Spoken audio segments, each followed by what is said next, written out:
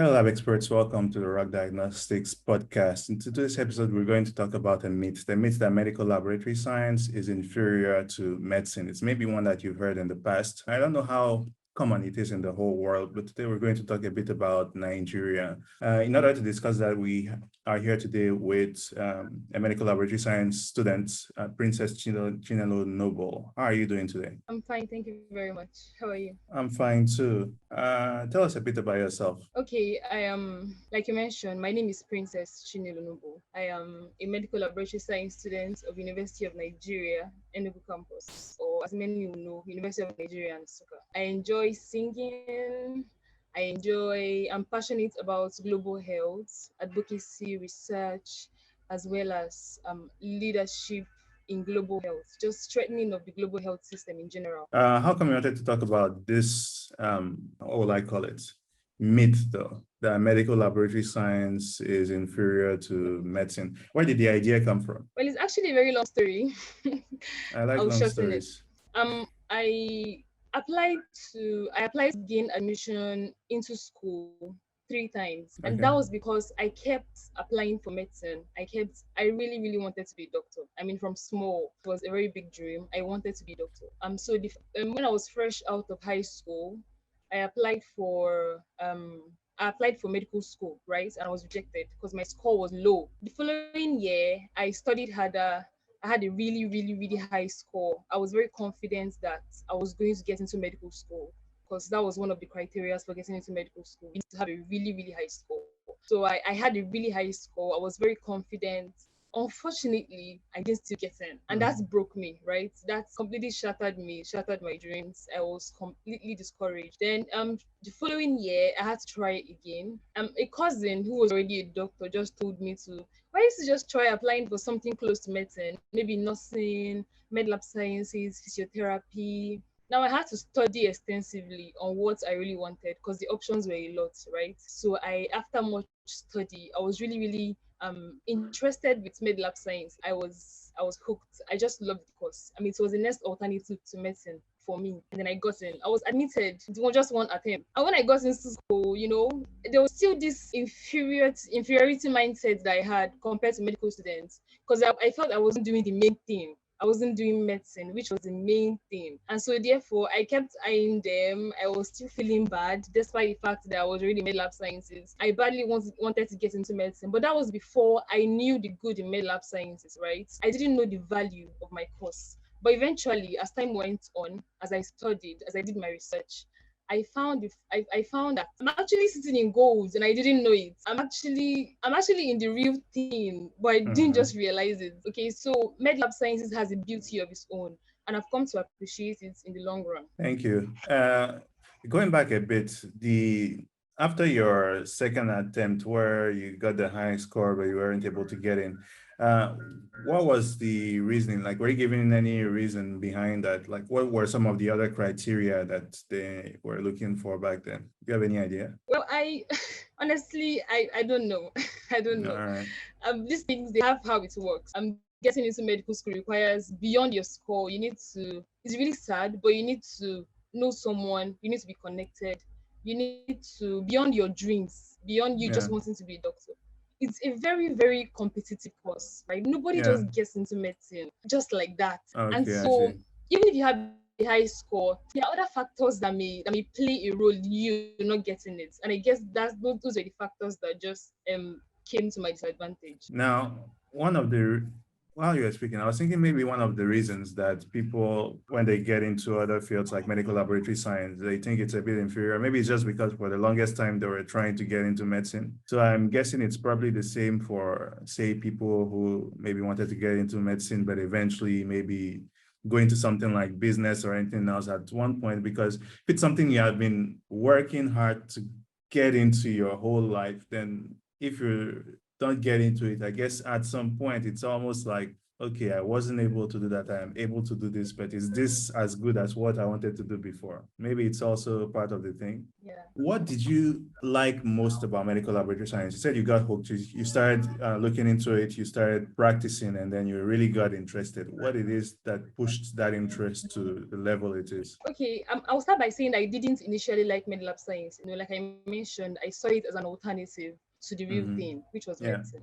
And now getting in, going through school, my first year, my second year, I met some senior colleagues who were doing really exceptional in the field, right?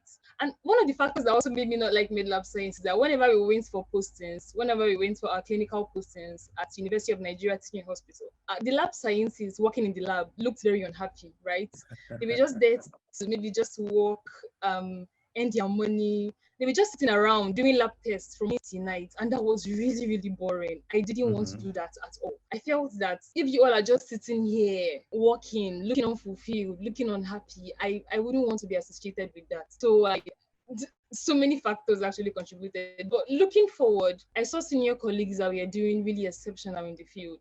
I started taking courses and I discovered one thing that made me like med lab sciences was the diversity. Med lab sciences is really, really diverse. I mean, I don't think I've seen any course that is as diverse as med lab sciences when it comes to health courses. There are just so many fields so many things you could do or pursue with your degree in med lab sciences. Even when we are doing in our classes, normally during our classes, when we are talking about microbiology, immunology, histopathology, clinical chemistry, I'm like, this is not something we can study in 5 years. Because if you want to go in depth and get the adequate knowledge that will build the foundation for innovation or for new things, it's not something that you do in 5 years. So one thing I really love about med lab science is that it's really, really diverse, Yeah. extremely diverse. You said you went to the lab and then the people you saw didn't look that happy. Like, did you try discussing with them? What were some of the reasons? Any ideas why maybe no? You just stayed away from them. It's not really asked, All but right. I mean, when somebody doesn't like their job, you would know. Yeah. And I can tell that from the way they were teaching, I think out of about 10 scientists units on each bench, three or so were like very enthusiastic, based on the way they interacted with us and based on the way they responded to our questions. I mean, not that they didn't respond, right? They did, but the passion just wasn't there. Yeah. It's like responding as if you are forced to be there. Or you can't just wait to leave. I think in some cases, the difference also sometimes in the lab. So having been on both sides, having been on the student side and having been on the side of the person who is also teaching the students what to do, in some cases, it's also that you have your job already that you're supposed to be doing. And then all of a sudden, like you are seeing the students come in, right? And then you have to be doing both things at the same time, which technically are things that normally you should have someone focusing on one and someone focusing on the other, so that they can have all of their thoughts on that. But if you have to be working on your samples and making sure you don't make any errors and then checking everything correctly, and at the same time checking what the students are doing. And every once in a while, you may want to give a job to the student, right, to do. But then you start thinking about the time that is going to take if the student makes an error. Because if, let's say, your samples have to go out, the results have to go out, you know that the doctor is going to be calling you to ask where his results are. And you want to give it to the student, but at the same time, you're like, if I give it to him and then he messes up, then I'm the one that's going to be shouted at. So I think it's kind of a mixture also. I think that's one thing that we also need to look into, making sure that when students come to the laboratory, there's a set of people that is there to be able to take care of them from beginning to end. Because when you want everybody to be doing the same job, then eventually they get to a stage where they become a bit unhappy because they feel like there's this extra work that has just come around and they still have the same number of hours in the day. They're still paid exactly the same, and then everything becomes just more complicated. But then sometimes, of course, you get those people who I are, saw it. yeah. I saw it from that angle too. And I think another problem could be that they were overworked, right? I Mm-hmm. think there's a limit to the particular samples they are supposed to work with in a day or in a particular hour or at least in a shift. Yeah. But you see them working sometimes 3, 4 times that amount. And Mm-hmm. this tiredness, fatigue can affect their efficiency. As Yeah. they go on, they may just start being inaccurate and really frustrated. So I don't blame them, honestly. Yeah, I because just you I just blame the system. Yeah, you can't really control the number of samples you get. Now, I don't know whether you've ever had that situation where sometimes you're at the laboratory, you're on a day, maybe it's a bit slow. You don't get that many samples, but at the end of the day, you still feel tired. So I've always felt like that had to do a lot with the amount of cortisol and the amount of stress that's in the job, because you never know when the samples are going to come. You never know exactly what's going to happen. So think about it this way: you have that already on a day where, let's say, there isn't that much, and then plus the extra work in some cases. And so in some situations, you have people that really, really want to go on vacation, but they can't because there's always work. And sometimes maybe when you distress, maybe a weekend or maybe a holiday, on that day you're at the lab also. So the regulation is Yeah. regulating that. It can be complex, can be a bit complex. System. But then Yeah. you said you saw also some people who were excelling at their jobs. What was the difference between those groups? Like, what were they doing that made you think, okay, they're really doing well, everything is going fine for them? Yeah, I've said those ones, they went the extra mile, right? They, beyond teaching us, they genuinely wanted to see things that we learned, Mm-hmm. and they were just doing their best. They were just doing all they could, Yeah. right? They were drilling us with questions. They would use other learning forms. They would recommend books or videos to watch. They would Mm-hmm. recommend practicing at home, things like that. They Yeah. were just, when you have tutors, like, real tutors, that was just the difference between those. And I'd say those ones, obviously they do love their jobs. I don't know if it's just beyond loving their jobs. Some people just have this passion. Passion Mm-hmm. differs, right? Yeah. Passion for different things differs. You may see someone who is really good at music, loves singing, and you see someone who absolutely hates the act of singing, not because they can't do it, but because they don't like it. So passion really differs. Yeah. It depends on our interest, depends on just what you love doing would differ from what someone else loves doing. Mm-hmm. So Yeah. they really had passion for the course, probably. So I think It's going back it could to also our depend on their personality. Yeah, exactly. Also depends on the personality, like you said. Now, going back to our topic of different medical laboratory science and why it's a good study field. One thing also about medical laboratory science is maybe one of the things also is that it's not very well known. Like, did you know about medical laboratory science before? You said it's a cousin that talked to you about it. Like, did you know really about medical laboratory science? Had you heard about it before the idea was floated to you that it could be a good alternative to medicine, or you didn't know about it before then? No, I didn't. Throughout my high school growing up, all I had in mind was medicine. I never heard. I mean, I knew I classified them all as doctors. I had doctors and nurses. So anybody Mm-hmm. wearing lab coat was a doctor. So I didn't know that there was med lab science as a field different. And whenever we are going to the hospital to perform tests as a child, my mom would tell me we are going to see a doctor. So if they were med lab sciences, I wouldn't have known you were still a doctor to me. Yeah. And it was when I finished high school and when I was searching for alternative to medicine, when I was rejected 2 times, that's when I knew that, oh, med lab sciences, I've heard of it. Why not give it a try? Yeah. So it's a bit different. Because I think that's one thing also. People don't necessarily know what it is really. And maybe that's one of the reasons also why Yeah. when people get into medical laboratory science later, they kind of think of it as inferior because it's not as well known. There's not that prestige of being called a doctor because it's something like you've seen it in movies, we've seen it kind of all over in society. Our parents maybe want us to become doctors. You don't hear a parent saying, I want you to become a medical laboratory scientist. So I think at that stage also, I mean, it's since we were little, it's something we kind of grow with. And then when we get bigger, it can be hard to get out of, in a sense. According to you, what would be some ways of ensuring that that doesn't keep going on? How could we give medical laboratory science more, let's say, standing? That's a very good question. Recently there is a program going on at my school, and it's an organization called MedLab Convo. It was Mm-hmm. founded by a student. He was a student when he founded the organization, and Yeah. so we have a branch at my school. And what we do, we go to schools around us. We're just going there to go and talk about MedLab science, right? Mm-hmm. We're not going to discuss any other course. Yeah. Just go there, educate the students, high school students, sometimes Mm-hmm. primary school students, about a course called MedLab Sciences. And I think Mm-hmm. that's the only way. And also, these schools, when they are teaching their students, they ought to give them this broad option. I mean, when you talk about health, all you think about is medicine, nursing, even physiotherapy. They don't mention those ones. Just schools have to imbibe it in their curriculum to ensure that they lay out these options for their students. And then it's also up to us as med lab scientists Yeah. to also teach these students, teach these children in their high school, secondary school about this course, because they are the future. I mean, if we stop here, we'll all grow old and there is nobody to take over from where we stop. So we need to teach them, we need to transfer it to the next generation what this course is about, and make it interesting. So I think So what MedLab Convo is doing is just perfect. If we have more organizations come up to take up that responsibility of teaching high school students, of teaching primary school students mhm. about medlab science as a course before they leave school, many of them would definitely see it as an option. Have you been able to sort of measure how much that works? Like maybe has that been able to increase the number of students that eventually apply for your medical laboratory science programs? I'm measuring how that works. Truth is, people always apply to medlab sciences. It's now what their intentions are that I don't know. For me, that I came in because I didn't get medicine. In my school, every year we have large number of people applying for medlab science.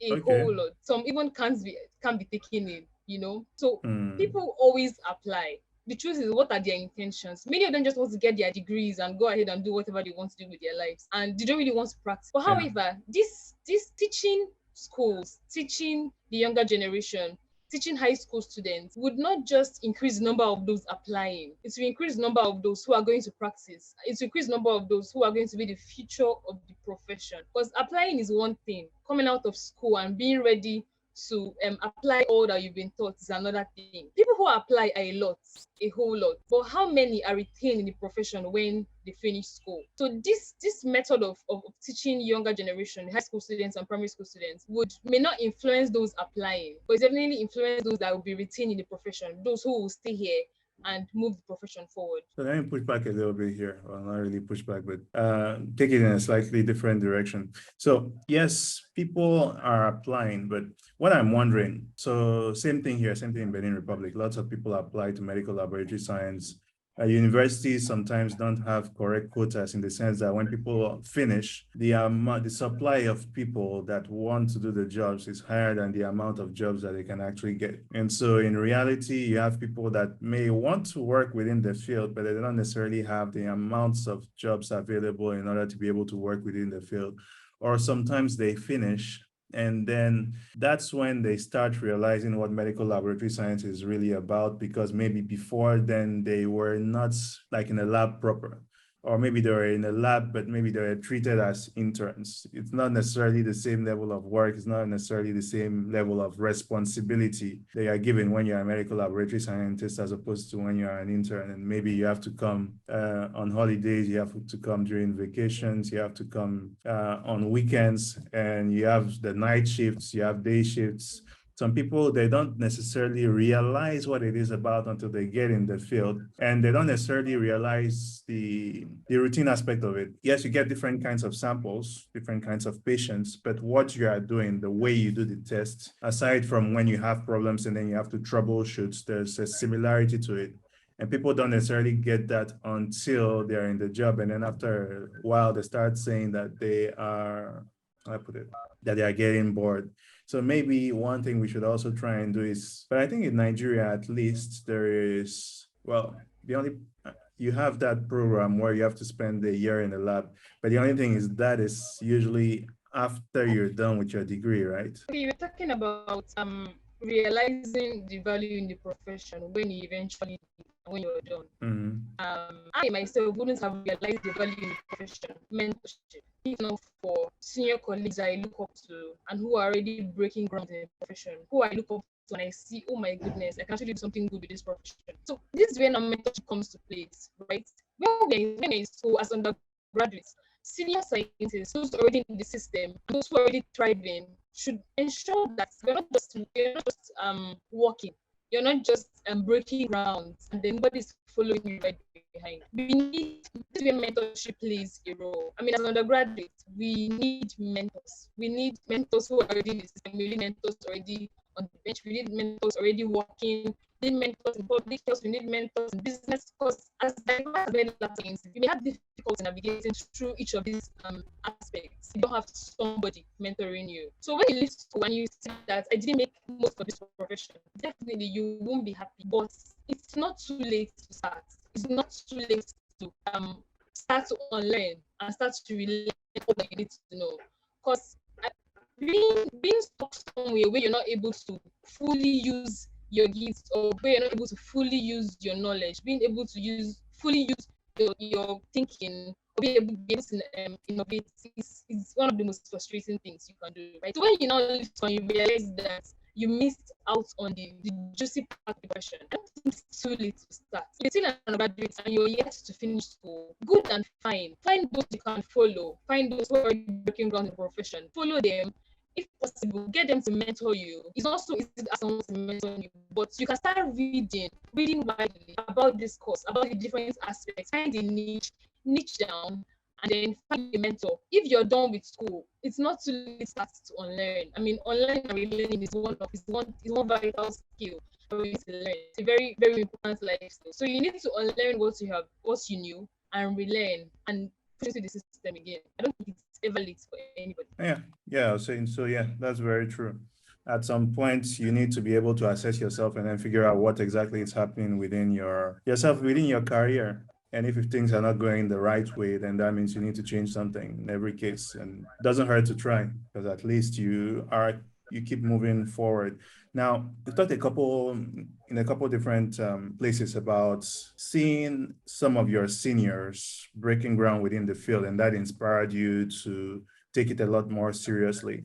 What are some of the ways that you saw that inspired you? Let's say for anyone that's watching that would like to know the directions that they could go in. What did you see that really inspired you to get more interested in the field? Or what were some of those ways that they were breaking ground? So I was Okay. saying that you be Mhm. asking how my senior colleagues, what grounds they broke, right? Yeah. Okay, so I was saying some of them were involved in writing research papers. They collaborated with other med lab science students in different schools to research and find solutions to the public health issues we have in Nigeria. Some of Mm-hmm. them niched down to business. So I have a senior colleague right now who is more like we call him a business scientist. He imports laboratory materials and he supplies. It's Okay. just his niche. And the good thing is so many other of my colleagues that want to go into the business world are looking at him and he's doing well. I have another one who has entered into the public health niche, who has she just basically involved with the United Nations with the Sustainable Development Goals, and she's carrying out outreaches. She has an NGO. These people, once I surround myself with them, all I want to do is do things. All I want to do is innovate. All I want to do is break ground. All I want to. So when these people are able to mentor us, people like us undergraduates, and Mm-hmm. we have them around, a lot of them around. So if you look at your circle, if you look at your school, even if they are not in your school, I have a lot of mentors in other schools who are also breaking grounds in med lab science profession. Yeah. I believe that will help. Yeah, that's extremely helpful. Like people always tend to say, look at you're the average of the people that's around you, right? So if you include yourself in a group with people that have a higher average of things that they do than what you do, of course, eventually you are going to be following them. You're going to be heading into their footsteps. And mentors also very important, because mentors, aside from a mentor, is really going to be helpful in the sense that they'll help you not fall into the same traps that they fell in as they were growing up. And so things become a lot easier for you. So one thing that I've always liked is being able to get in contact with people that allow me to not make the same mistakes as others have in the past. So I can kind of go faster rather than doing the same thing over and over. That maybe falling into the same traps, getting into the same problems that have already been solved in the past. So it's a very good mentality to have, especially for us as medical laboratory scientists, to always try and figure out. And one thing that's nice is that there's always someone around you. Like no matter how small your lab is, there's always that colleague, there's always that senior, there's always that person that's trying to do things well and that's always striving to be better.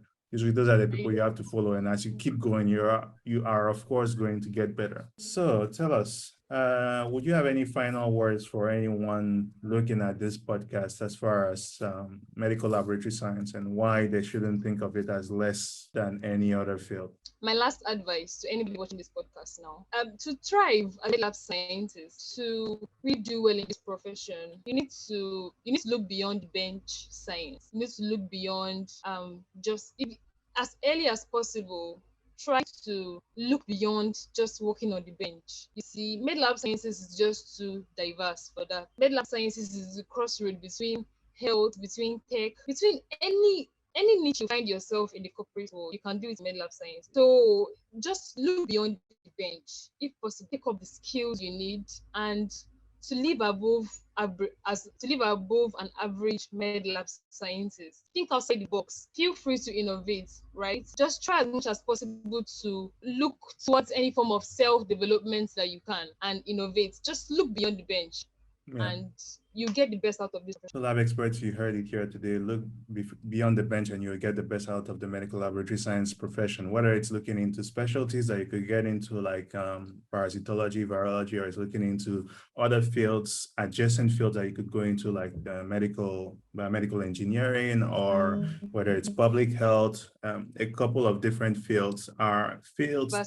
Vaccinology, exactly. um, consultancy. There are a lot. Yeah, and when it comes to research, so from medical laboratory science, you could get into biological research, and then from biological research, there's an even larger variety of things you can get into.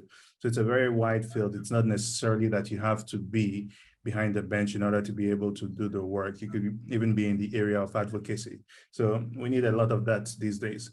And so try to think a bit beyond what it is that you had as far as your mindset, as far as what medical laboratory science is. Try to look, like was said a bit earlier, at different mentors, different people in your fields, and then try to see the directions in which they went. And probably that's going to give you some excellent ideas for where your career could go in the future. Thanks a lot for being here with us today. Thanks a lot for sharing all your perspective with us, Princess. How could people get in contact with you if they want to? Thank you very much for having me. You can just check me out on LinkedIn. My name is Princess Chinelo Noble on LinkedIn. All And right. if you want to connect, I'm open to connect. You can send me a DM if necessary, and I'll be always available to respond. All right. Thanks a lot for being here with us today. And hopefully we'll have you again very soon to talk more MedLab. I'll be glad to, and I hope that All right. I'll All I'll right. come again soon. All right.